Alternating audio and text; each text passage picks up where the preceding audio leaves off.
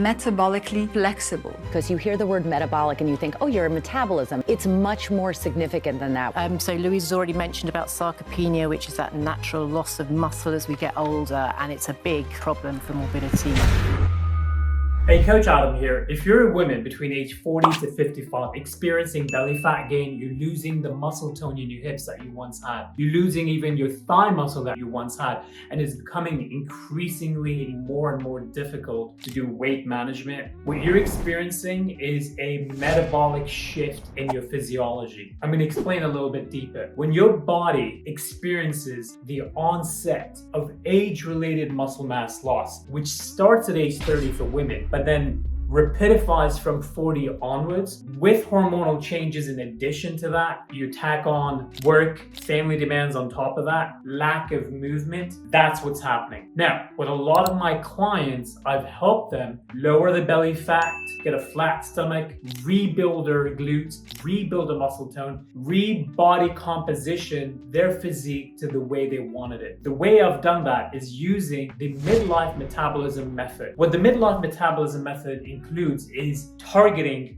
large muscle groups done in a specific way that reset the metabolism to start speeding up. The byproduct of that is overall fat loss, rebuilding your glutes, rebuilding your arms, and re-body compositioning your physique the way you wanted it. But here are the 5 things I want you to do first. Number 1, I want you to do resistance training, strength training with your own body weight for no longer than 30 minutes in your home. These are the type of exercises I want you to do. Number 2, exercises like body weight strength training lunges, push-ups, seated rows, planks, bridges. Mayo Clinic has published an article that says when you recruit large muscle fibers done in an eccentric way, meaning slowing down the negative like these examples, and with pace control on the way up, elongating the duration of the muscle tension that you stay in, the post-workout effect of that is a higher metabolism boost, more muscle fiber recruitment, which means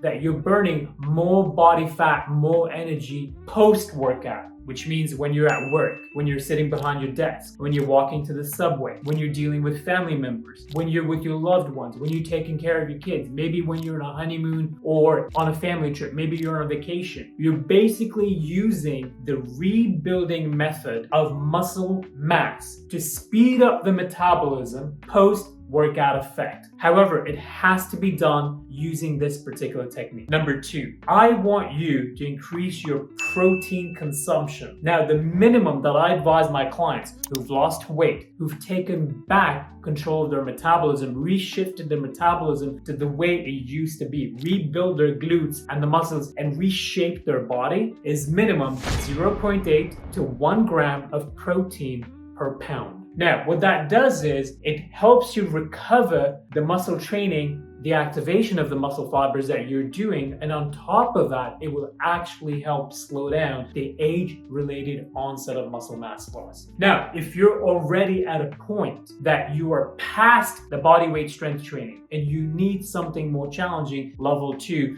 I want you to comment below dumbbell training. I have a dumbbell training, which is the next step from body weight training. And if you're a woman whose starting point is body weight training, you're just starting to fight that metabolism shift, you want to comment body weight strength training and we'll hop on a call, and I have a 12-week program that helps midlife women shift, reset the metabolism. The next step is I want you to ditch all the hard cardio, the boot camp, the HIIT classes. After you've done your strength training, whether it's body weight or dumbbell, I need you to just go for a walk on the off days. The walk, if preferred, can be incline on treadmill walking, but it doesn't have to be if you don't have access to that. If you prefer to walk outdoors because you want to get the natural daylight, go outdoors for a walk, listen to something that is soothing, peaceful, and that calms your central nervous system down, which moves me to my next point. I want you to work on your cortisol level. A lot of the times, a lot of my clients are busy professionals dealing with work demands, family demands, going through this hormonal change in their body where the metabolism is now slower.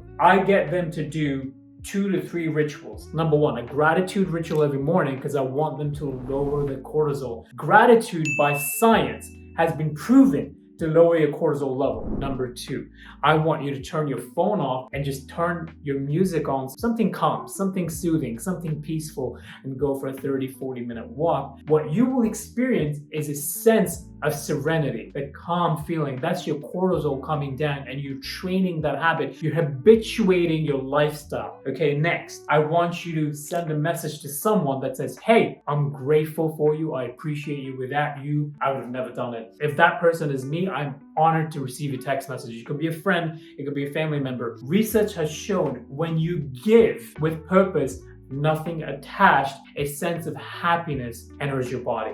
Sense of serenity. So these are my tips on how to reset your midlife metabolism. Now, if you need my help, if you need a coaching program, I want you to go on my website, fill out a strategy application form, fill it out so I can take a look at your situation in depth, and we'll hop on a Zoom call and we'll get started to help you shift your midlife metabolism. It doesn't have to be this way. Science is on our side. Until next time, Coach Adam.